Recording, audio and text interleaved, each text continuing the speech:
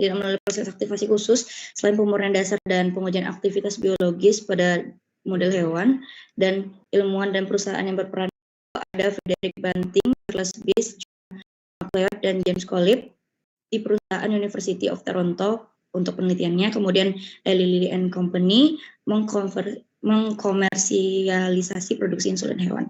Selanjutnya akan dijelaskan oleh Dinda.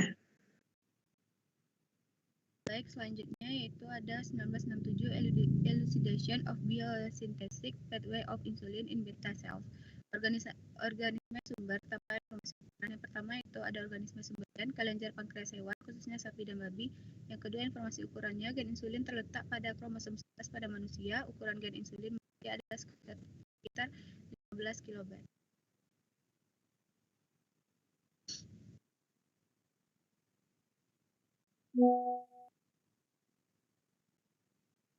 Metode rekayasa genetik yang digunakan. Yang pertama itu ada metode rekayasa genetika atau rekombinasi protein yang memungkinkan transfer gen antar organisme belum dikembangkan pada tahun 1967.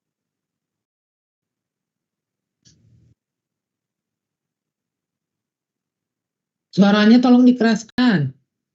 Informasi terkait struktur atau karakteristik protein yang dihasilkan, walaupun reagen atau rekombinan protein belum dikembangkan pada tahun 1967, untuk informasi struktur dari protein dihasilkan dari jalur biosintesis insulin sel B cukup banyak diketahui. Yang pertama ada struktur primernya terdiri dari 51 asam amino terbagi menjadi dua rantai. Rantai A 21 asam amino dan rantai B 30 asam amino. Struktur sekunder, struktur A di kedua rantainya. Struktur tersier memiliki struktur 3 dimensi yang kompleks. Karakteristik biokimia protein larut air dengan berat molekul sekitar 5 bkda, memiliki titik ioseelektrik sekitar 5,3, memiliki sifat amfoterik. Selanjutnya dilanjutkan oleh Manda.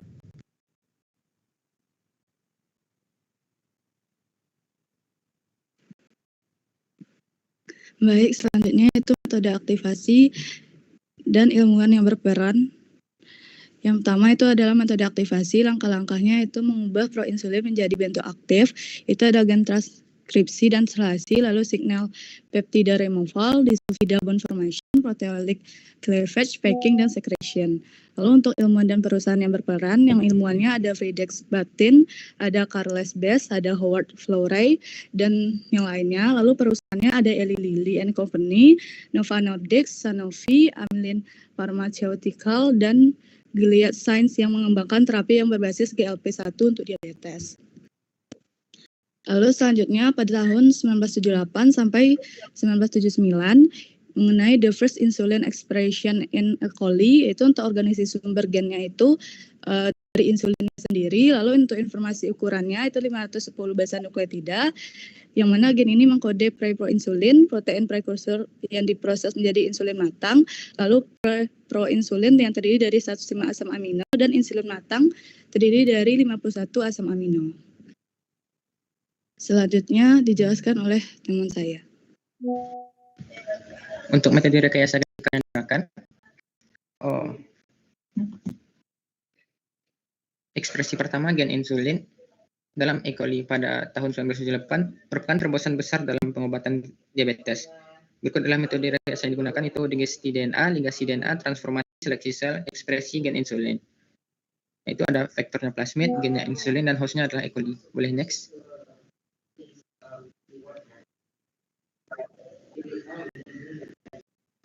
Informasi terkait struktur atau karakteristik protein yang dihasilkan, itu ada preproinsulin berukuran 105 amino acid, itu terdiri dari 3 segmen, yaitu peptida sinyal, rantai B, rantai B dan peptida C. Terus ada insulin matang memiliki struktur dimerik terdiri dari 2 rantai polipeptida yang terhubung dengan ikatan disulfida, itu rantai A 21 asam amino, rantai B 30 asam amino, yang kedua itu saling terhubung melalui ikatan disulfida. Next.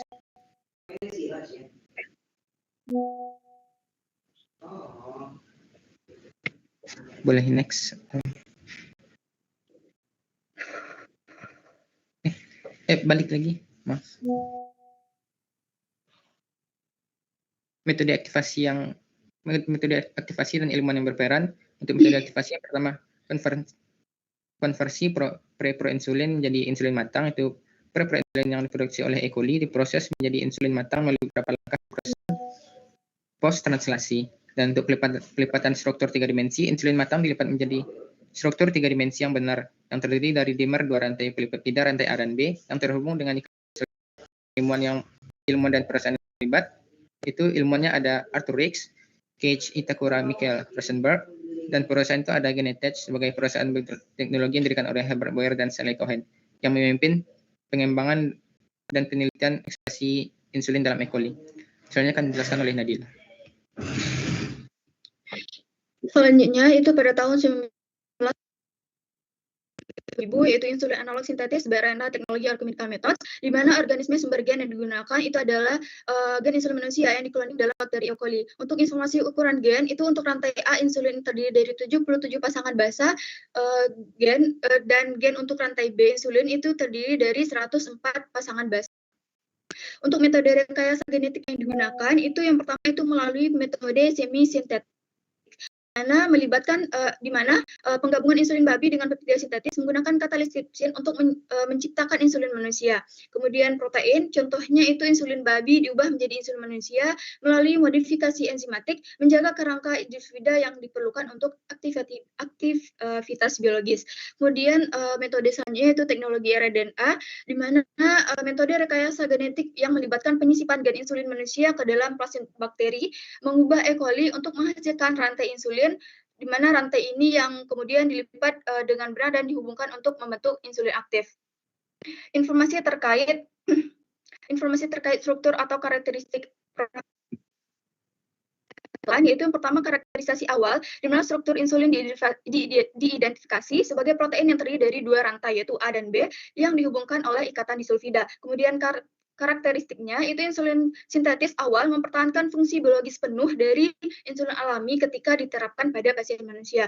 Kemudian insulin rDNA, di mana struktur insulin rekombinan yang dihasilkan di E. coli memiliki ukuran asam amino yang identik dengan insulin manusia alami dengan pelipatan membentuk ikatan disulfida.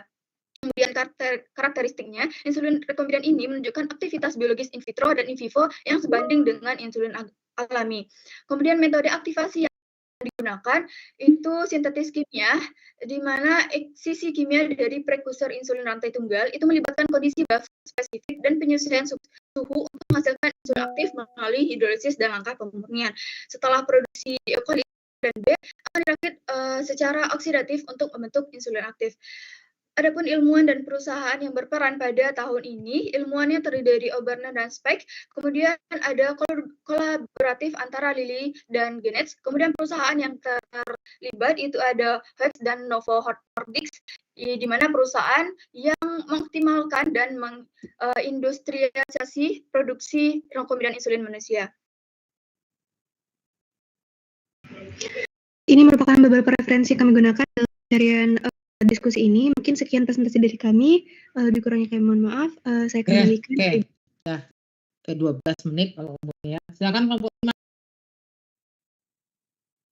5. Dava Bintang, siapa nama panjangnya lagi? Oktora, siapa panggilan saudara? Dava Bintang Oktora, silakan. Baik, terima kasih Ibu.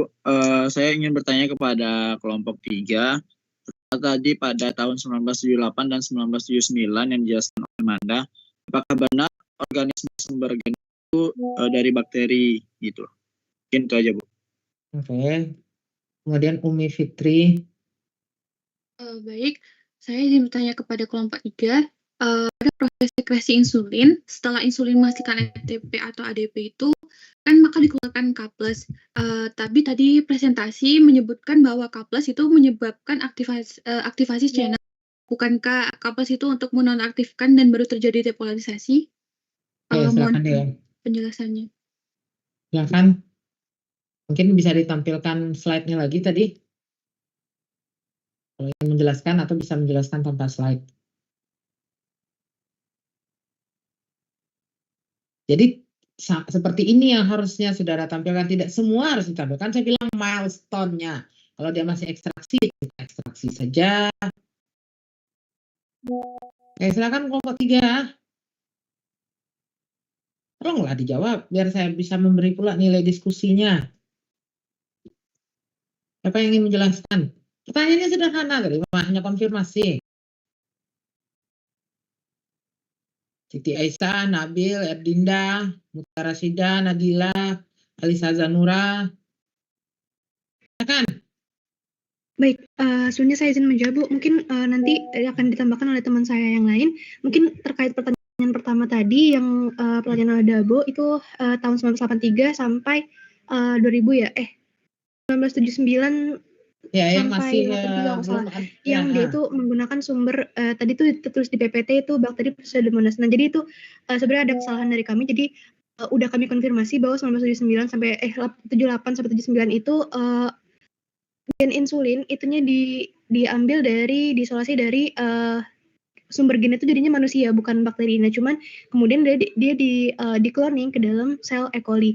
Jadi untuk prosesnya sendiri itu dia menggunakan rekombinan dengan bakteri E. coli tapi dari sumber manusia. Oke. Ya. Oke, berikutnya penjelasan untuk dari klarifikasi dari Umi Fitri tadi, tolong. Yang di jalur mekanisme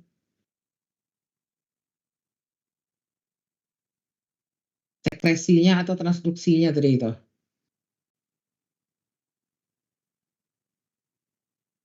Ya, jadi ada jalur sekresinya, ada siapa yang mengaktifasi, ada mekanisme transduksi. Ya, itu terlibatan dia dalam pengaktifan jalur biologi lainnya. Nah, tolong dijelaskan kelompok 3. Ada jawabannya di slide saudara tadi Izin, tuh. iya izin Bu. Tadi ada kesalahpahaman sedikit dari Umi. Yang lain bisa tolong yang selain Siti Aisyah. Mahasiswa yang lain tolong berkontribusi.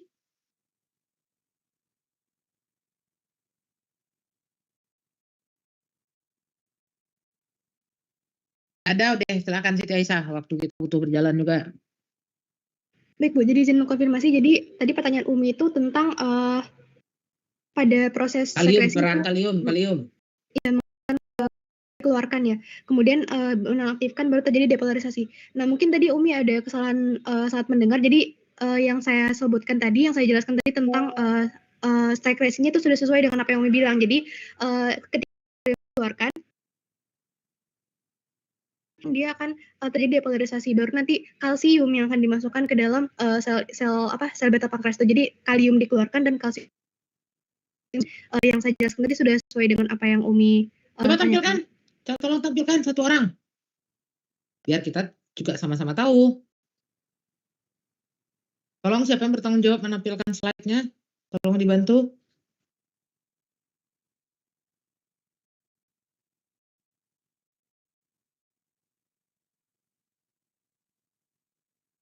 Mundur lagi, mundur, jauh.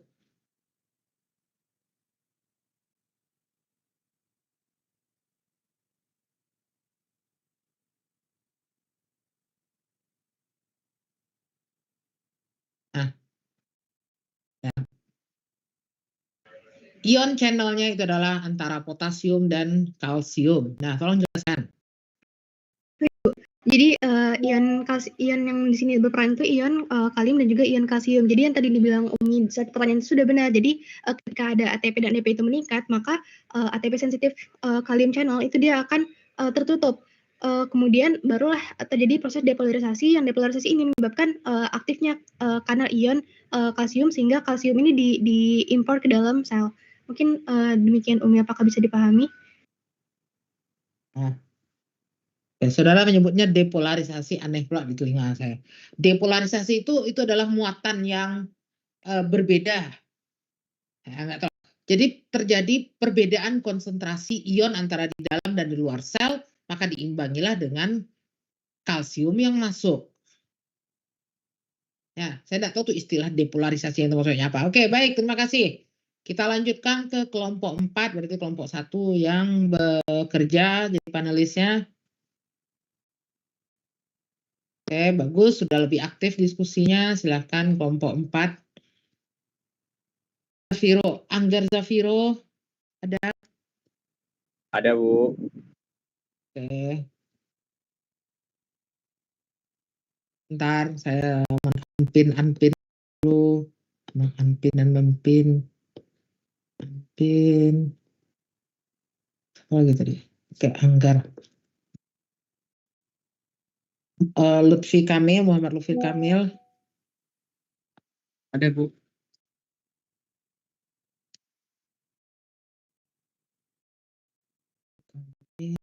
Abraham, ada dia.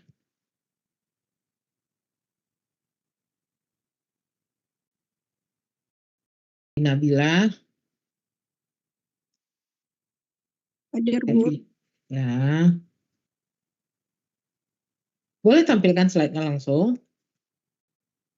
Sambil saya bekerja. Imron ada. Imron. Zahra. Hadir, Bu.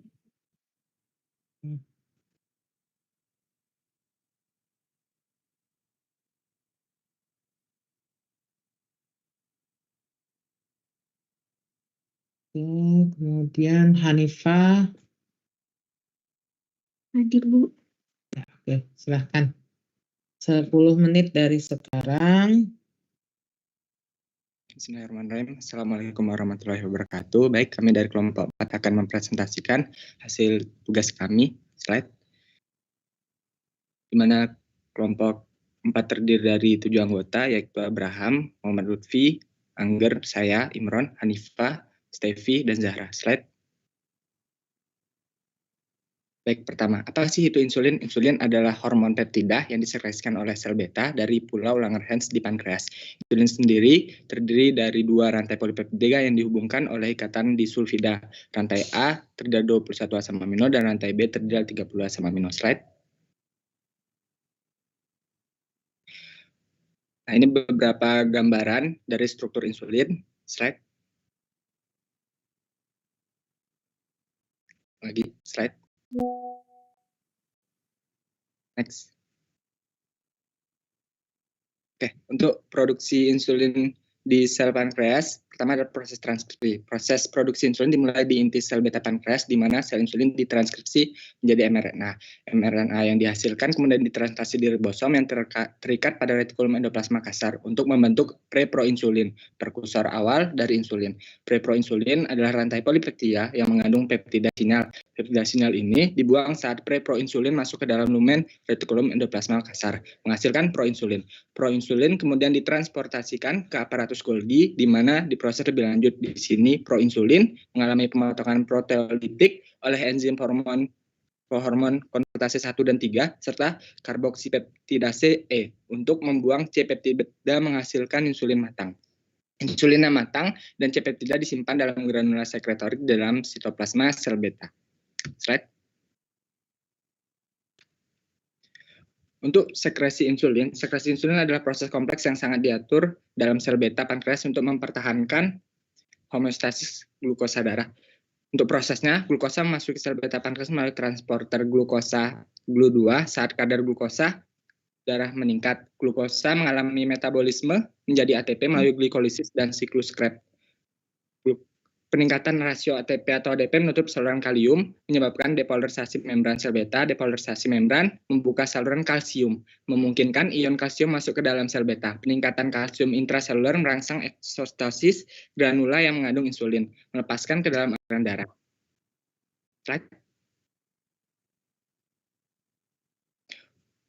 Untuk fungsi insulin, bagian besar yang pertama adalah regulasi glukosa darah, yang ini meningkatkan pengambilan glukosa dan penyempatan glukosa. Yang kedua adalah metabolisme lemak, yaitu inhibisi lipolisis dan stimulasi lipogenesis. Yang ketiga adalah metabolisme protein yang berupa protein, pemecahan protein. Yang keempat adalah pengaturan fungsi enzimatik, yaitu aktivasi enzim anabolik dan inhibisi enzim katabolik. Slide. Oke, berikutnya adalah transduksi sinyal dari insulin. Dibagi menjadi 4 tahapan besar tentang pengikatan insulin ke reseptor insulin. Reseptor insulin adalah protein transmembran yang terdiri dari 2 subunit alfa dan 2 subunit beta. Subunit alfa berada di luar sel dan mengikat insulin, sedangkan subunit beta melintas membran sel dan memiliki aktivitas tirosinase di sisi dalam. Ketika insulin mengikat subunit alfa dari reseptor insulin, terjadi perubahan konformasi yang mengaktifkan domain tirosinase pada subunit beta. Kemudian pada tahap yang kedua yaitu aktivasi reseptor insulin, aktivasi tirosinase pada subunit beta menyebabkan autofosforilasi dari beberapa residu tirosin pada subunit beta. Fosforilasi ini menciptakan situs pengikatan untuk protein sinyal dalam sel seperti insulin reseptor atau IRS. Nah, setelah itu aktivasi IRS dan jalur PI3K. IRS adalah protein adaptor yang ketika difosforilasi oleh reseptor insulin menyediakan situs pengikatan untuk enzim-enzim lainnya. Fosforilasi IRS menarik PI3K yang kemudian nanti mengubah PIP2 menjadi PIP3. PIP3 menarik protein PDK1 dan AKT ke membran sel PDK1, kemudian mengfosforilasi aktifan AKT. Ini akan berfungsi pada translokasi 4, sintesis glukogen, dan penghambatan kinesis.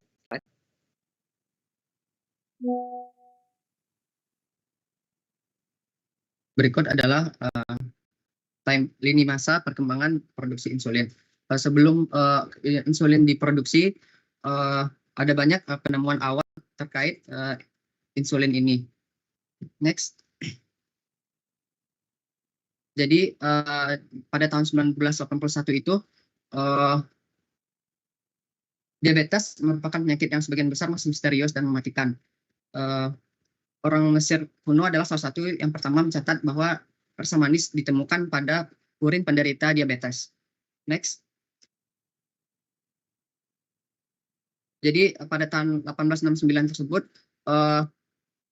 Paul Langerhans, seorang ilmuwan, dia mengidentifikasi kelompok sel. Bukan kecil sel tersebut disebut dengan pulau-pulau Langerhans. Sekresinya itu yang disebut dengan insulin. Next. Nah, pada tahun 1889, ilmuwan Polandia Jerman Oskar Minkowski meneliti tentang hubungan diabetes dan pankreas. Beliau mengeluarkan pankreas dari anjing untuk menguji peran pankreas dalam pencernaan. Beberapa hari setelah pankreas anjing tersebut diangkat, ternyata kumpulan lalat mengerubungi urin anjing tersebut, di mana gula ditemukan dalam anjing tersebut. Sehingga untuk pertama kalinya diketahui hubungan antara pankreas dan diabetes. Next. Nah, pada tahun 1921 barulah ditemukan oleh ilmuwan yang bernama Frederick Banting. Berdasarkan penemuan sebelumnya, Frederick Banting tertarik untuk mempelajari peran pankreas dalam diabetes. Beliau bekerja sama dengan Profesor John McLeod dari Universitas Toronto untuk meneliti tentang insulin. Kembali dilakukan pankreas anjing diangkat, kemudian anjing tersebut menjadi diabetes. Kemudian anjing yang diabetes ini diberikan ekstrak dari pankreas anjing yang lain, sehingga anjing yang diabetes tersebut menjadi turun glukosa darahnya. Next. Proses ekstraksi pankreas pada tahun 1921 dilakukan menggunakan alkohol 90% yang secara selektif melarutkan insulin, sehingga bisa dipisahkan dari sebagian kotoran. Next. Sedangkan pada tahun 1922, insulin yang pertama kali diekstrak itu diberikan kepada seorang anak laki-laki berusia 14 tahun bernama Leonard Thompson. Kemudian hasilnya anak yang mengalami diabetes tadi dapat kadar gulanya menjadi turun, sehingga menyelamatkan nyawanya. Dan pada tahun 1922 juga perusahaan farmasi Eli Lilly dan Company mulai berkolaborasi dengan universitas untuk meningkatkan skala produksi dan mengkomersialisasikan insulin di Amerika, dipimpin oleh ahli kimia Lilly George Walden. Next. Salah satu kunci keberhasilan untuk scale up atau produksi skala industri ini adalah metode ekstraksi yang ditemukan oleh Lilly, yaitu metode presipitasi isoelektrik. Metode ini memungkinkan beberapa protein menjadi netral, menyebabkan mereka mengendap keluar dari larutan untuk diisolasi dengan mudah, sementara kontaminan yang tidak diinginkan tetap terlarut. Jadi pada tahun 1921 dan 1922 ini baru ilmuwan itu baru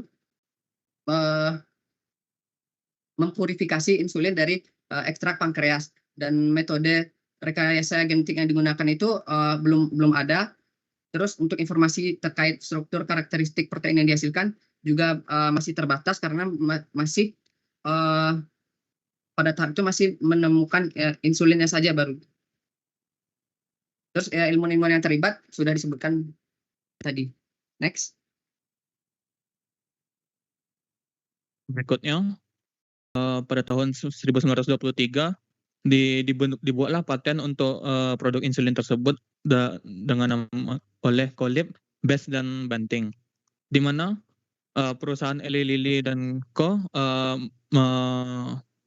Menghentikan kerjasama eksklusifnya dengan universitas dan menyebabkan komersialisasi secara besar dengan perusahaan-perusahaan farmasi lainnya untuk produk insulin, di mana dengan nama produk insulin Elatin komersial tersedia di Amerika Utara, Amerika Serikat dan Kanada, lalu pada secara global pada tahun 1924.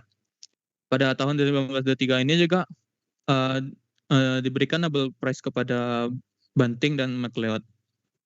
Lanjut.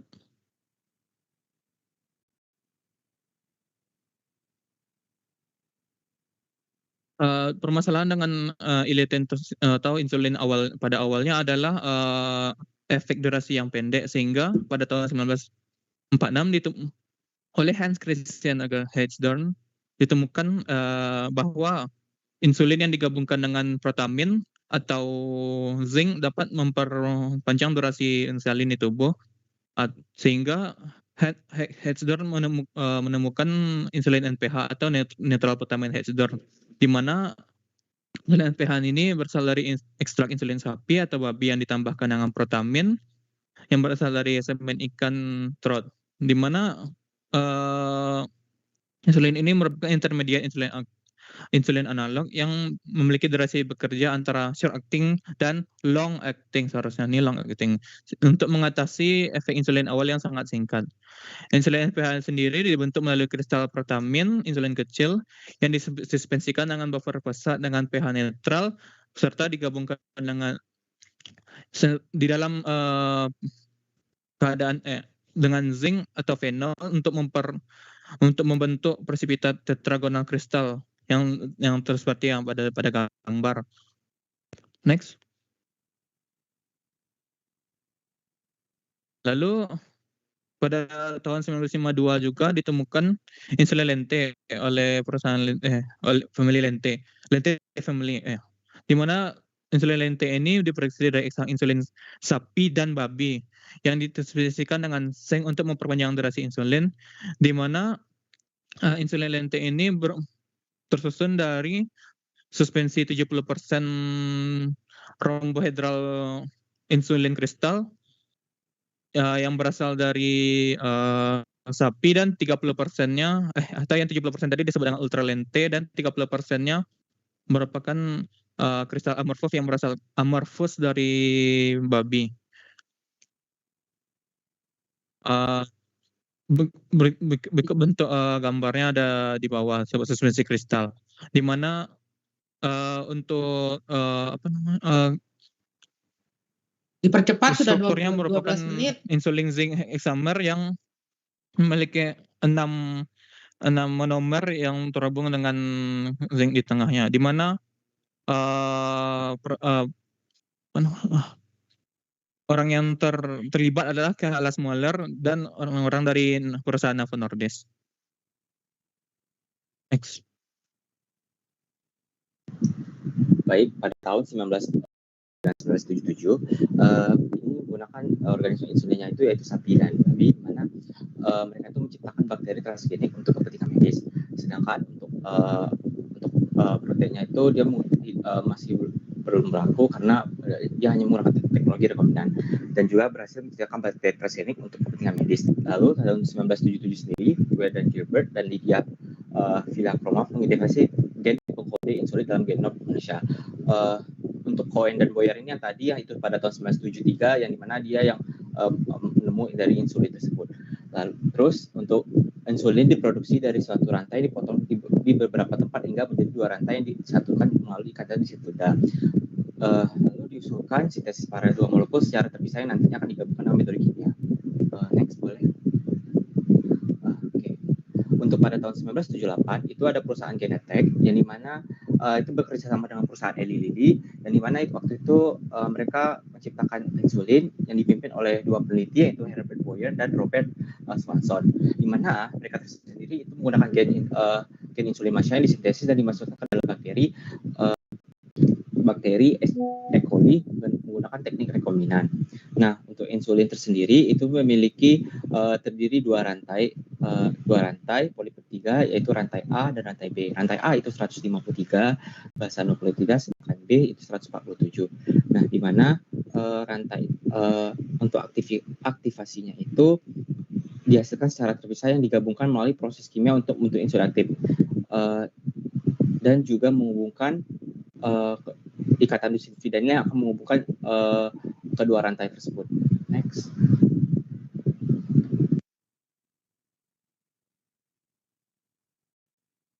Lalu pada tahun 1980-an dan rekombinan dari 1997 tadi pertama kali diuji pada sampel 17 sukarelawan non-diabetes di Rumah Sakit Guy's London, Inggris. Pasien diabetes pertama yang dirawat adalah Sandy Atherton, 37 tahun, di Wichita, Kansas, Amerika Serikat. Dari hasil uji klinis tersebut membuktikan keamanan dan aktivitas insulin buatan ini. Karena sayangnya hasil awal insulin sangat kecil, sehingga tim di Genentech menjalani kerjasama dengan perusahaan farmasi Eli Lilly and Company untuk mengembangkan, memproduksi, dan mengkomersialkan insulin rekombinan. Lalu pada tahun 1982 akhirnya Eli Lilly dan dalam konsorsium dengan Boyer dan Genentech mengkomersialkan insulin dengan nama dagang Humulin. Dan Humulin tersebut mendapatkan persetujuan dari Food and Drug Administration FDA Amerika Serikat dan ini menjadikan Humulin sebagai produk obat pertama yang disetujui menggunakan teknologi rekombinan DNA. Next.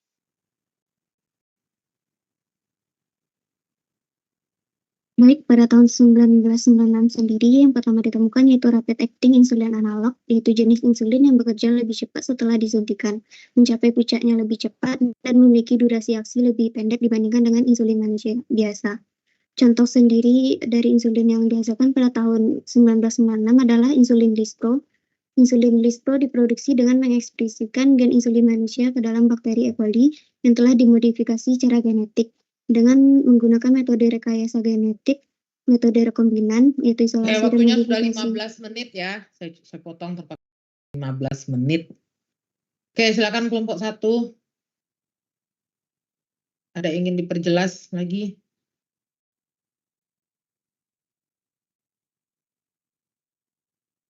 Izin bertanya kepada kelompok 5. Pada tahun 1922 itu kan ada perusahaan yang telah dapat memproduksi insulinnya dengan skala besar. Nah, organisme yang digunakan sebagai sumber gen insulinnya apa ya? Yang tahun 1922 itu, organismenya. Ya. Oke. Silakan kelompok satu orang lagi. Izin, Bu. Ya, silakan Jasmine. Baik, Jasmine dari kelompok 1 izin bertanya kepada kelompok 4. Nah, tadi ada teman-teman kelompok 4 menampilkan struktur dan protein. Nah, bisa tolong dijelaskan tidak struktur proteinnya itu bagaimana? Kan protein itu ada dimernya, ada struktur tersier, primer, kemudian sama pada tahun 1949 itu ada insulin NPH. Itu bisa nggak dijelasin bagaimana metode aktivasi dari insulin NPH tersebut? Soalnya tadi Jasmine lihat nggak ada dijelasin. Mungkin itu pertanyaan Jasmine. Terima kasih. Oke, baik. Silakan kelompok 5.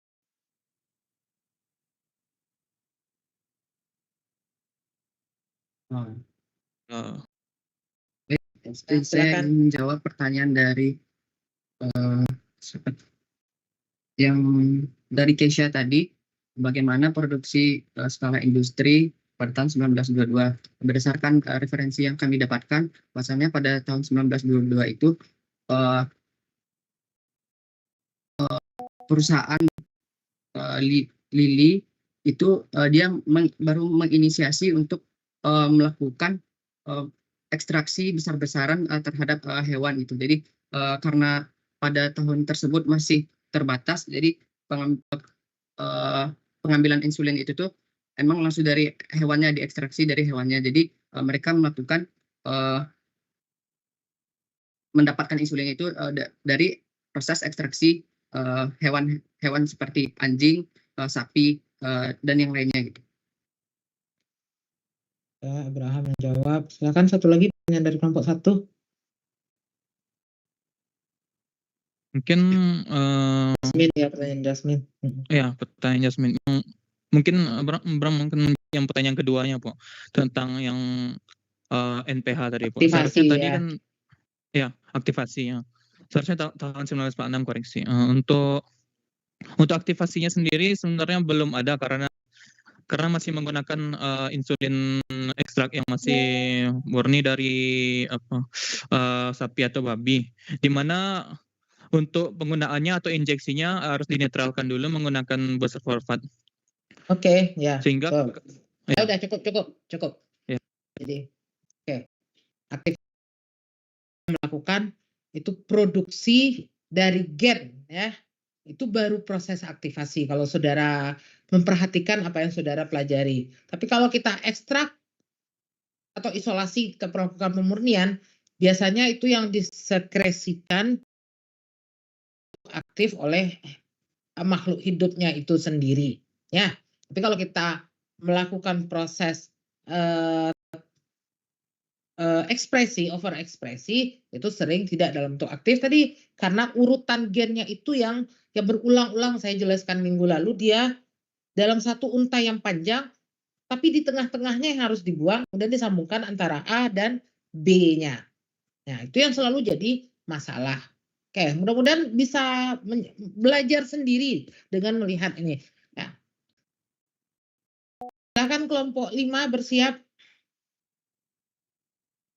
Terima kasih, sudah 4 kelompok. Anpin. Oke. Saya panggil Alfon. Hadir, Bu. Ya. Elda.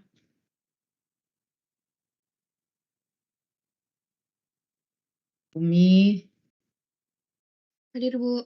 Silakan menyiapkan slide-nya satu orang.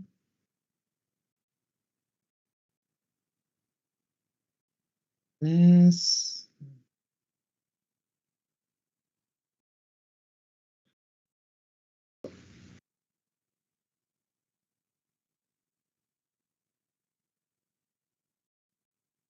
Elsa. Ada, Bu.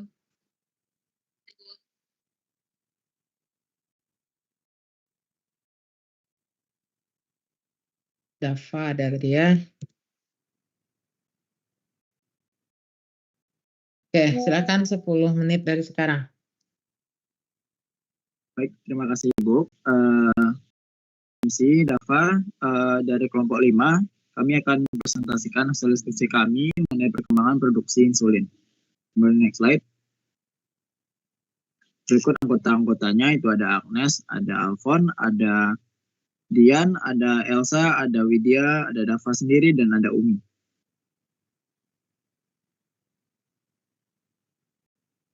Baik, untuk slide pertama akan saya jelaskan terlebih dahulu. Insulin adalah hormon alami yang diproduksi oleh organ pankreas, tepatnya oleh sel beta pankreas pada pulau Langerhans. Nah, insulin sendiri mempunyai fungsi untuk membantu tubuh mengontrol kadar gula dalam darah sekaligus mengolah glukosa sebagai sumber energi melalui sel otot, lemak, dan hati. Proses sintesis insulin dimulai dari tahap preproinsulin yang nanti akan berubah menjadi proinsulin pada retikulum endoplasma. Lalu proinsulin akan dan akan terbentuk 2 komponen, yaitu insulin aktif dan C-peptide.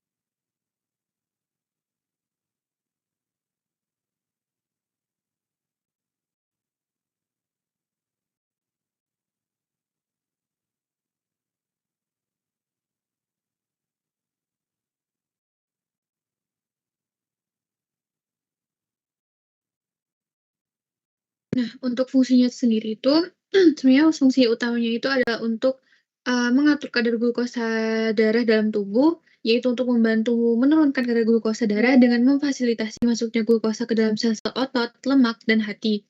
Terus kalau metabolisme itu untuk meningkatkan sintesis glikogen ke hati dan otot, sintesis protein di otot, lipogenesis jaringan adiposa, dan juga menghambat gluconeogenesis dan liposis. Untuk sinyal transduksinya itu insulin berikatan dengan reseptor insulin pada permukaan sel target. Reseptor ini adalah tirosin kinase yang memiliki 2 subunit alfa di luar sel dan 2 subunit beta di dalam sel. Ikatan insulin menyebabkan autofosforilasi subunit beta dan aktivasi jalur sinyal intraseluler. Jalur utama yang diaktifkan adalah jalur P13K dan AKT. Ini mengatur banyak efek metabolik insulin, termasuk peningkatan translokasi transporter glukosa ke membran sel, sintesis glikogen, dan sintesis protein. Yang kedua adalah jalur MAPK, ini lebih berfokus pada regulasi pertumbuhan sel dan diferensiasi. Untuk struktur protein insulin, yaitu insulin adalah hormon peptida yang terdiri dari 2 rantai polipeptida, rantai A dan B yang dihubungkan oleh 2 jembatan disulfida antara rantai dan 1 jembatan disulfida di intrarantai pada rantai A. Konformasi insulin berbentuk monomer dalam sirkulasi darah, tapi dapat membentuk heksamer dalam bentuk kristal atau ketika berikatan dengan ion seng di dalam granula sekresi di sel beta. Selanjutnya itu timeline perkembangan insulin. Penemuan dan produksi awal insulin pada tahun 1921. Frederick Banting dan Charles Best di University of Toronto berhasil mengekstraksi insulin dari pankreas anjing yang kemudian disempurnakan dengan bantuan James Collip. Pada tahun 1922, pasien diabetes pertama berhasil diobati dengan insulin yang diekstrak dari pankreas hewan yang menandai revolusi dalam pengobatan diabetes. 1921 sampai 1922 merupakan penemuan dan ekstraksi awal yang bersumber dari pankreas anjing dan kemudian sapi serta babi. Untuk informasi ukuran insulinnya, yaitu insulin dari sapi dan babi memiliki panjang 61 asam amino. Metode yang digunakan yaitu ekstraksi konvensional, merupakan ekstraksi dan pemurnian dari pankreas hewan tanpa teknik rekayasa genetik. Untuk aktivasinya, insulin aktif langsung dari hewan. Ilmuannya Banting, Best, Collip, dan Knocklett. Produksi insulin dari pankreas hewan pada tahun 1923 sampai 1980-an. Insulin yang digunakan yaitu diekstrak dari sapi dan babi. Insulin ini efektif tetapi kadang-kadang menimbulkan reaksi alergi karena perbedaan kecil dalam struktur asam amino dibandingkan dengan insulin manusia.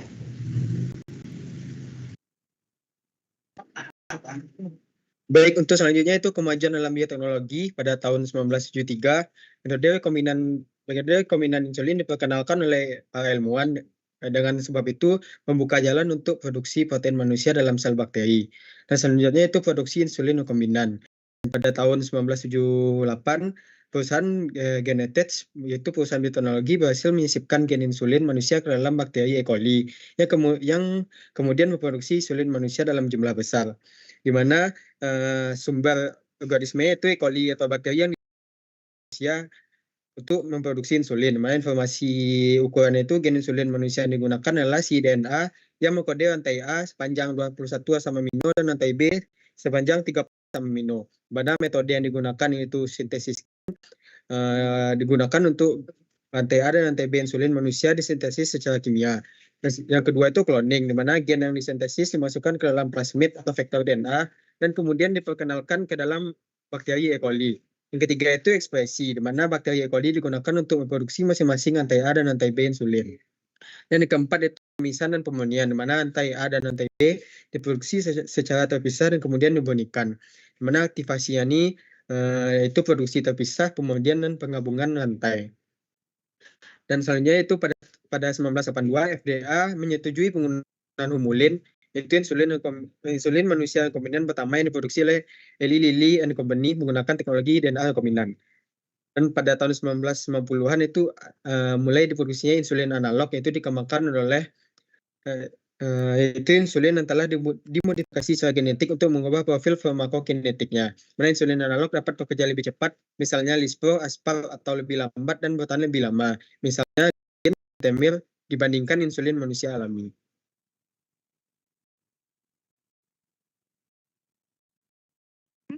Kemudian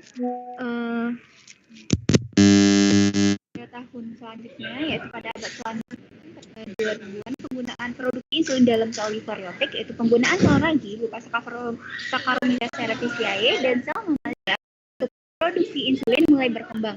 Produksi dalam sel eukariotik dapat memberikan keuntungan dalam pemprosesan post-translasi protein dan menghasilkan produk dengan kualitas yang lebih tinggi. Nah, pada tahun ini perusahaan yang terlibat yaitu juga Genentech, dan untuk pertama kalinya gen insulin manusia dapat dikloning dan diekspresikan dalam sel ragi. Kemudian langkah ini merupakan langkah menuju produksi insulin rekombinan pertama. Kemudian dilanjutkan pada pankreas buatan pada tahun 2016, sistem Medtronic MiniMed 670G atau sebagai alat pengkode pengelolaan diabetes dan pankreas buatan pertama yang disetujui oleh FDA AS.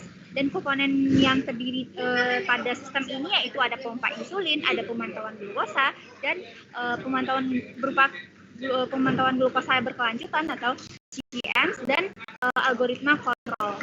Selanjutnya pada tahun 2019 itu ada insulin oral yang telah diizinkan oleh FDA untuk penggunaan insulin oral pertama yang dapat diserap oleh tubuh melalui saluran pencernaan, yaitu Rybelsus atau semaglutide.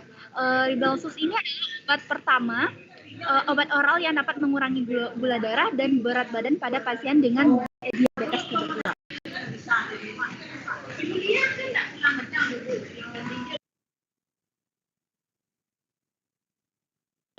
Berikut adalah referensi dari hasil diskusi kami. Terima kasih atas perhatian teman-teman semua. Kepada teman-teman kelompok finalis boleh memberikan pertanyaan kepada kami.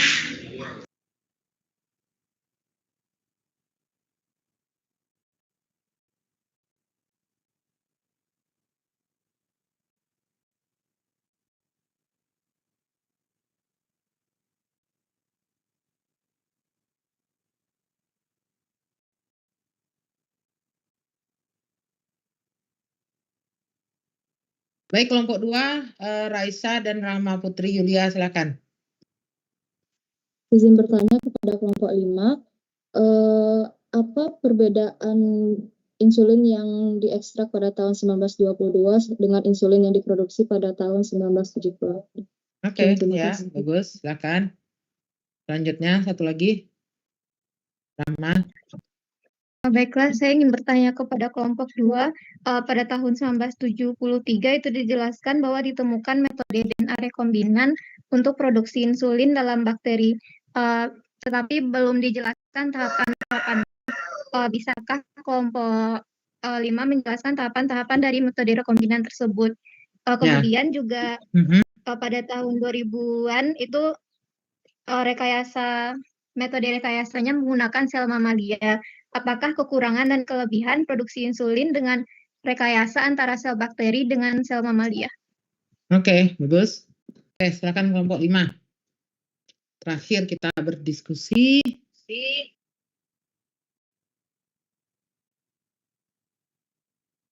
Ya, Yang saya silakan. ingin menjawab untuk pertanyaan Raisa. Jadi kalau insulin yang pada tahun 1920-an itu insulinnya diekstraksi dari pankreas hewan, yaitu pankreas anjing, sapi, atau babi. Kali menimbulkan reaksi alergi pada beberapa pasien karena perbedaan kalsium dalam struktur asam aminonya dibanding dengan insulin manusia.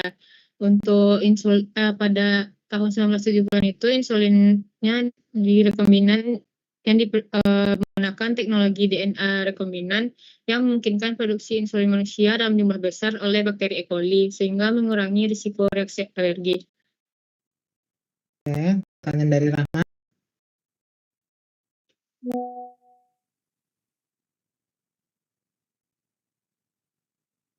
Pertanyaan Rahmat yang sudah diproduksi dengan sel mamalia.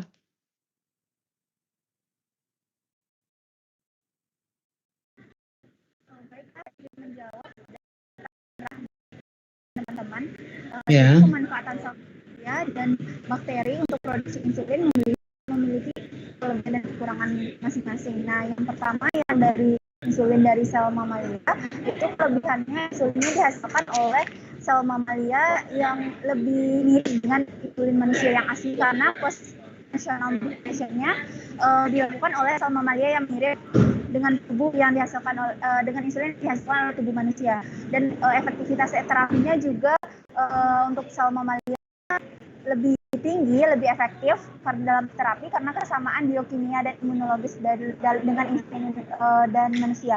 Namun kekurangannya dalam untuk produksi dari mamalia ini produksinya tinggi karena yang jauh lebih mahal dibandingkan dengan bakteri yang disebabkan oleh kebutuhan yang akan digunakan kulturnya lebih kompleks dan lebih mahal.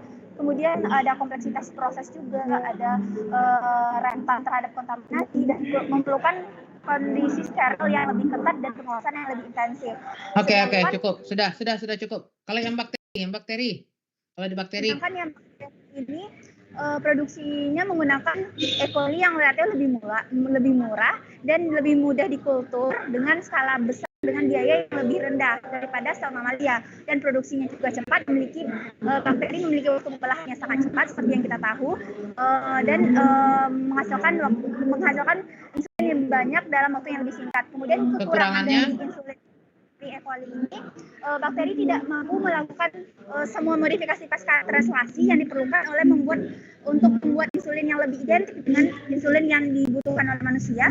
Ini bisa mempengaruhi efektivitasnya terhadap stabilitas dari insulin tersebut. Dan reaksi. Oke, cukup Agnes, cukup, sudah cukup banyak. Ya, jadi intinya satu, dikultur, waktu lebih singkat, biaya lebih murah, dan sudah handlingnya itu sangat bisa dikuasai dengan secara itu kalau dengan menggunakan bakteri, khususnya seperti E. coli, dan E. coli itu sendiri itu sudah banyak subvarian yang kira-kira bisa jadi sudah banyak jenis-jenis E. coli yang memang sudah dikhususkan untuk sebagai host untuk produksi. Tapi kekurangannya itu adalah karena dia sel prokaryotik, tidak punya kemampuan post translasi atau pasca translasi, tentu saja tidak bisa, maka harus ada proses aktivasi yang mesti dikerjakan untuk bisa menghasilkan modifikasi kovalen yang dibutuhkan untuk suatu insulin yang bisa diterima. Sedangkan yang tadi, kekurangannya tentu saja dari skala handlingnya, teknologinya masih belum hands-on-nya itu sangat baik secara teknologi, belum bisa dikontrol dengan baik karena masih mengenal dan mempelajarinya seperti apa, bagaimana mengatur, mengontrol sel mamalia itu sendiri, dan jenis sel mamalia itu sendiri masih sangat terbatas. Ya, hanya beberapa sel mamalia yang memang layak digunakan sebagai host untuk produksi dari overekspresi rekombinan DNA tertentu. Kelebihannya tentu karena diayukan post translasinya itu sudah bisa diandalkan, meskipun tentu tidak post translasi karena dia hanya sel, sedangkan post translasinya dari insulin di dalam organisme sendiri tidak dikerjakan oleh kalau saudara menyimak juga minggu lalu, tidak dikerjakan oleh satu sel yang sama saja, berada pada lokasi yang berbeda, ya. Proses